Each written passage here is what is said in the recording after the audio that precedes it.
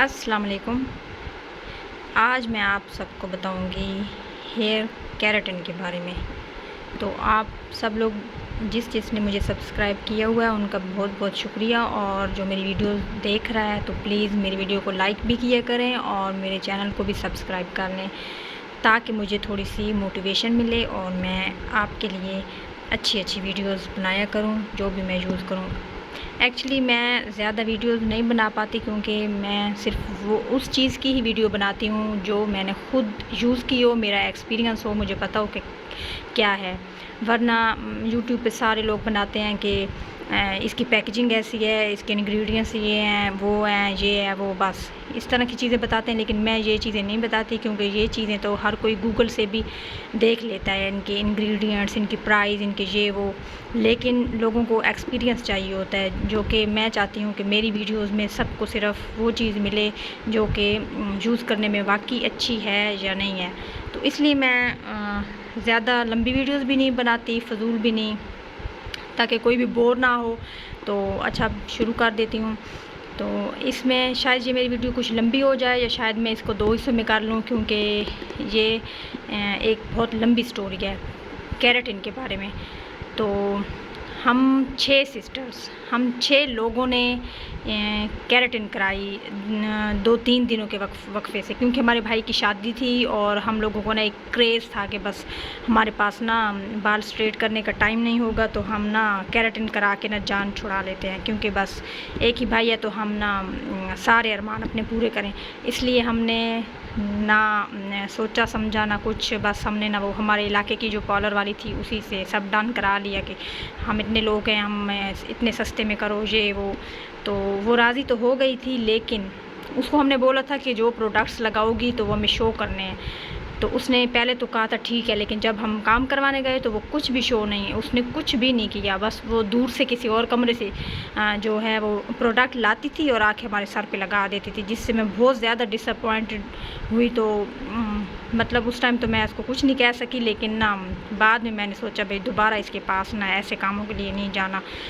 क्योंकि हेयर जो है इंसान के बहुत ज़्यादा सबसे अहम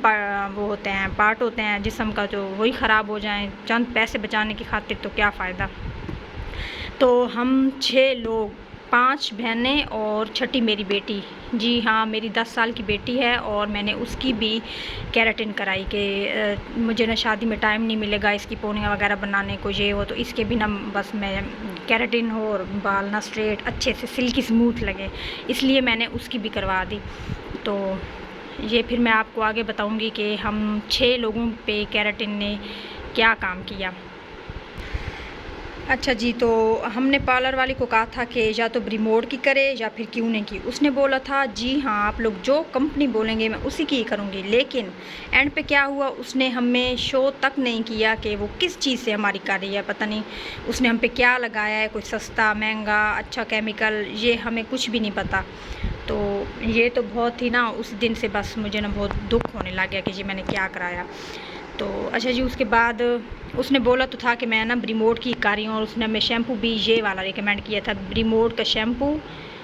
और ये कंडीशनर, यही उसने हमें कहा था। और हमारी केराटिन करके उसने बोला था ये आप खुद ले लो, मैं नहीं ये दूंगी, ये आपने खुद परचेज़ करना है। और ये हमें उस टाइम ये दोनों चीज़ें ना 2500 रुपये में पड़ी थी। तो अब हम 6 लोगों को केराटिन कराए हुए 8 मंथ, हाँ 8 मंथ पूरे हो चुके हैं। और 8 मंथ में ना मैंने जो जो सीखा है कि केराटिन करानी चाहिए या नहीं करानी चाहिए, तो मैंने सोचा वो मैं आप सब लोगों को ना बता दूं। मैं केराटिन से पहले मैं बहुत ज़्यादा वीडियोस यूट्यूब पे देखी थी कि मैं कराऊं ना कराऊं, सब कुछ देखा था कौन सी कंपनी अच्छी है, लेकिन बस जैसे बंदे का ना एक माइंड वो हो जाता है कि बस अब करा ही ले, बंदे को कुछ भी समझ नहीं आ रहा होता कि क्या अच्छा है क्या नहीं। तो बस हमने भी यही सोच के ना करा लिया, और हमें लगा कि या तो क्यों नहीं अच्छी है या फिर ये अच्छी है। और क्योंकि बजट में भी जो आए ना, क्यों नहीं थोड़ी सी मेरे ख्याल में इससे महंगी थी। बहरहाल हम लोगों ने ये करवा लिया। अच्छा, तो हम 6 लोगों के जो बाल हैं ना वो भी थोड़े उनमें कुछ लोगों के थिन से बाल हैं, उनका टेक्सचर बहुत थिन है, जैसे कि मेरे अपने बाल, मेरे भी बहुत थिन से बाल हैं जिनकी ना ग्रोथ तो हो जाती है, मेरे बाल लंबे हो जाते हैं, लेकिन ना सिल्की स्मूथ भी हैं, लेकिन उनमें ना वॉल्यूम नहीं है, थोड़े मतलब थिन से हैं, थिक नहीं है मेरे बाल, और उनका टेक्सचर भी बहुत थिन सा है, पतले पतले मेरे हैं ना बाल, बहुत मतलब जो जल्दी एक हीट भी अब्जॉर्ब कर लेते हैं, रोल करो जो वैसे ही हो जाते हैं, उनका टेक्सचर बहुत ना पतला है। और मेरी बेटी के नॉर्मल हैं बाल, उसका भी थोड़ा पतला है लेकिन मेरे से कुछ बेहतर है। इसके अलावा मेरी जो है जो एक सिस्टर है उसके भी मेरी तरह ही हैं, और बाकी जो मेरी सिस्टर्स थे तो उनमें से न किसी के थिक थे बाल, तो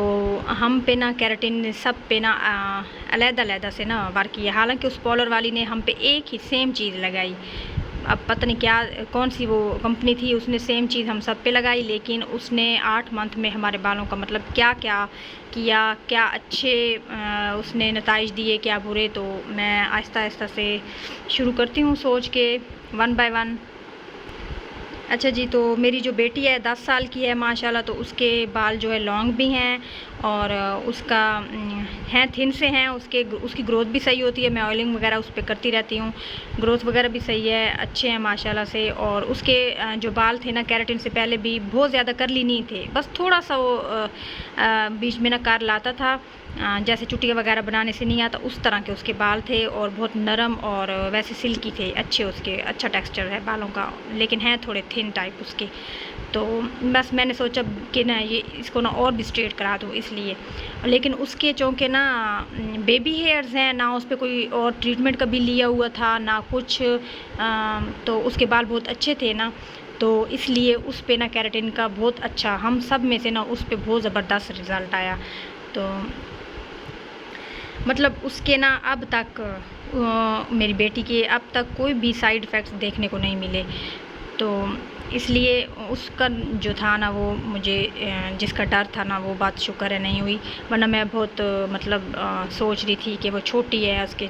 बाल ख़राब ना हो जाएं, ये वो मैं रिस्क तो ले रही हूँ, लेकिन शुक्र अल्हम्दुलिल्लाह 8 महीने हो गए हैं, उसका ना कोई भी साइड इफ़ेक्ट नहीं आया।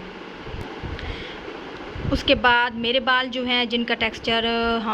बहुत थिन सा है, तो उन बालों के लिए, मेरे भी वैसे बाल सिल्की स्मूथ हैं और थे उससे पहले केराटिन से पहले भी, तो उनको मतलब इतनी ना केराटिन की ज़रूरत ही नहीं थी, क्योंकि मैं बहुत ज़्यादा टोटके वगैरह ऑयलिंग हर चीज़ करती रहती हूँ, उनको ज़रूरत ही नहीं थी, बिल्कुल हल्का सा भी केराटिन स्ट्रेटनर मेरे बालों में लगता ना तो बस सही हो जाते, लेकिन फिर भी मैंने सोचा बस करा लूँ, शौक़ जो है तो शौक़ बस पूरा करना होता है। तो मैंने जो केराटिन कराई तो मैं बिल्कुल भी उससे ना सेटिस्फाइड नहीं हूँ, क्योंकि मेरे बाल एक्चुअली हुआ क्या था कि मैं तो वैसे भी हेयर पे ना कलर वगैरह करती रहती हूँ ना, साल में एक बार तो मैं ज़रूर अपना हेयर कलर चेंज करती हूँ, कभी क्यूने का कर लेती हूँ, कभी फार्मेसी का, पहले रेवलॉन शुरू में करती थी, 1-2 बार ब्रीमोड भी किया है, तो इस तरह ना मैं साल में एक बार तो लाजमी चेंज करती हूँ, और कभी कोई शादी वगैरह आ जाए तो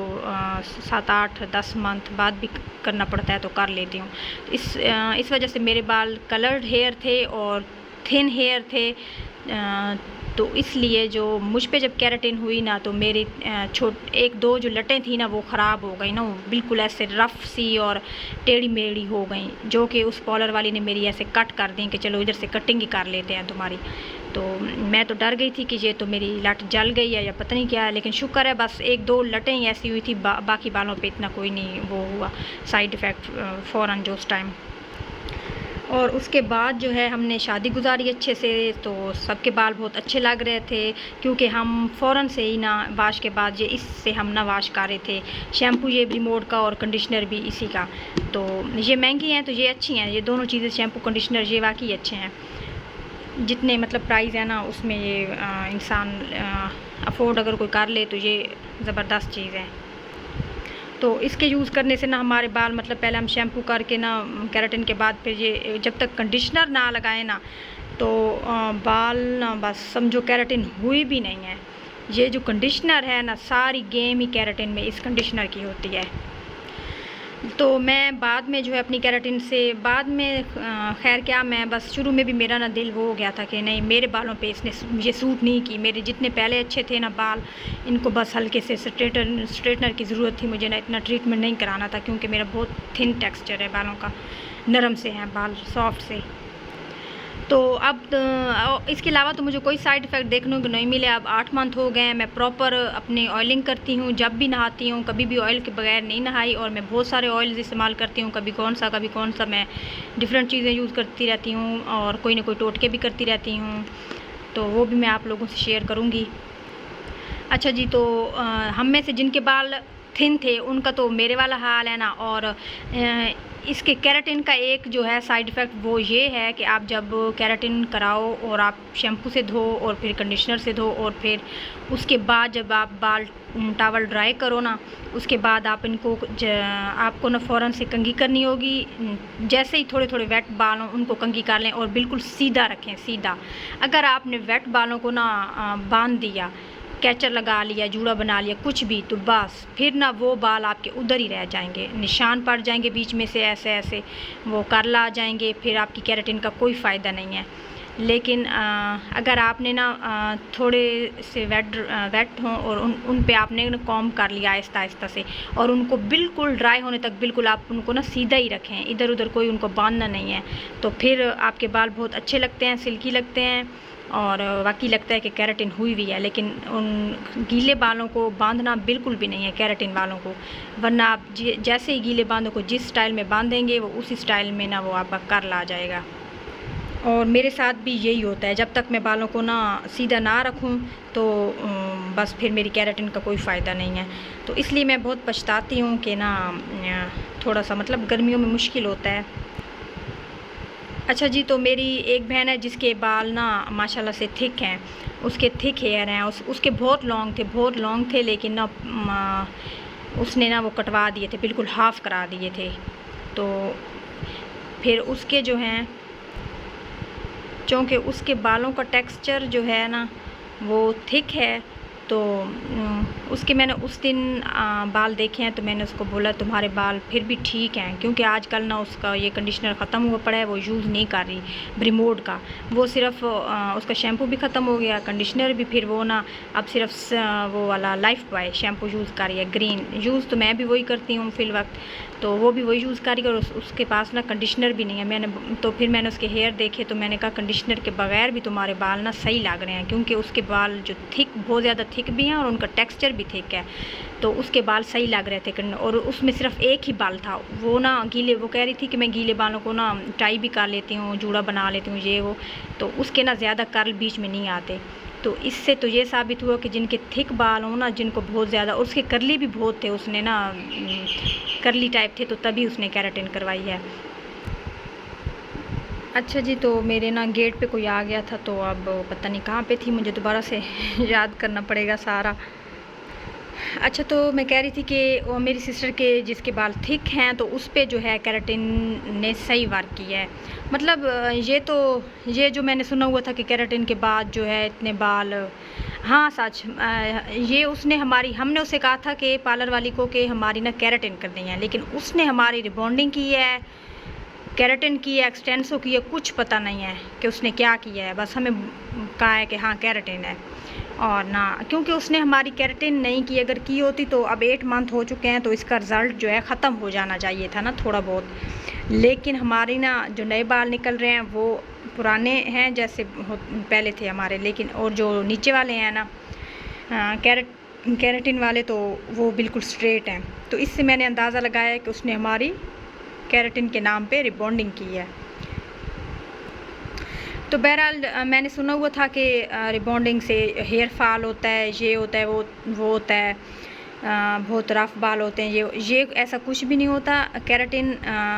से हमें हेयर फॉल नहीं हुआ, क्योंकि उस टाइम थी भी सर्दियां। खैर हमने दिसंबर के बिल्कुल एंड में करवाई थी, तो सर्दियां थी, उसमें इतना उस मौसम में हेयर फॉल नहीं होता। हेयर फॉल तो इस मौसम में होता है, जो आजकल हमें अब इस मंथ में मुझे भी हो रहा है, ऑयलिंग और कंडीशनर ETC टोटकों के बावजूद भी। तो इससे केराटिन से हम 6 लोगों को इससे ना कोई भी हेयर फॉल वाला इशू नहीं हुआ। तो ये एक इसकी ना पॉजिटिव बात है। शुक्र अल्हम्दुलिल्लाह। लेकिन अब मैं जो मशवरा दूँगी जिसने भी करवानी है, तो केराटिन जस्ट वो लोग करवाएं जिनके बाल बहुत ज़्यादा थिक हों, ऐसे ना, और उसमें ना गिरा पड़ जाती हों, जिनके बहुत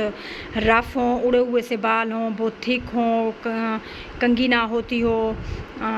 बिल्कुल भी जिनमें जान ना हो, स्ट्रेट ना हो, कर्ली हो बहुत ज़्यादा, तो वो लोग जिनको वाकई बेहद ज़रूरत हो, जिनको मतलब जो स्ट्रेट कर भी ना सकते हों रोज़ रोज़, और जिन पे स्ट्रेटनर वर्क भी ना करे, तो मेरा मशवरा सिर्फ यही है कि जिन लोगों को वाकई ज़रूरत हो, सिर्फ वो लोग जो है केराटिन या रिबॉन्डिंग या एक्सटेंस हो, जो भी हो, उसकी तरफ जाएं। अगर जिनके बाल थोड़े बहुत मसला है, जिनको जैसे अब मेरे थे या मेरी सिस्टर के, मेरी बेटी के, जो मैं बता चुकी हूँ, तो जिनके मतलब थोड़ी बहुत ऑयलिंग से भी बाल अच्छे हो जाते हैं शैम्पू कंडीशनर से, या जिनके पास अच्छा रिगमेंटन का या कोई स्ट्रेटनर हो, तो मेरा मशवरा उनके लिए ये होगा कि जिनके बाल थिन हैं, जिनका टेक्सचर भी थिन है, वो लोग कभी भी इसकी तरफ, केराटिन की तरफ ना जाएं, क्योंकि केराटिन जो है ये सारी गेम होती है। ये एक ऐसी गेम होती है कि इसमें अगर आप केराटिन जिस प्रोडक्ट से आपकी हुई हो उसके साथ का आप शैम्पू और कंडीशनर ना लगाएं, और आप नॉर्मली कोई शैम्पू कंडीशनर लगाने लग जाएं, तो आपके बाल बिल्कुल ज़ीरो हो जाएंगे। और जो पहले वाली बालों में ना, जो मेरे बालों में पहले वाली शाइन थी ना, क्योंकि मैं ऑयलिंग वगैरह हर चीज़ करती रहती हूँ, तो वो पहले वाली शाइन मेरे बालों में नहीं रही। जब तक मैं ना कोई अच्छा कंडीशनर ना लगाऊं, ये ना लगाऊं, तो मेरे बाल जो हैं स्ट्रेट तो लगते हैं, लेकिन एक रफ़ स्ट्रेट लगते हैं, उनमें शाइन नहीं है। तो जिसकी वजह से ना मैं अपने खुद पे करवा के ये केराटिन बहुत पछता रही हूँ, क्योंकि मेरे बालों को बस एक स्ट्रेटनर की, लाइट से स्ट्रेटनर की ज़रूरत थी। मेरे बाल वैसे भी थिन थे, तो लेकिन थे बहुत सॉफ्ट और अच्छे, लेकिन अब जो है उनमें ना वैसी शाइन नहीं रही। अब मुझे मजबूरी में हर तरह से ऑयल भी करना पड़ता है, कोई ना कोई वेट हेयर पे सीरम भी लगाना पड़ता है,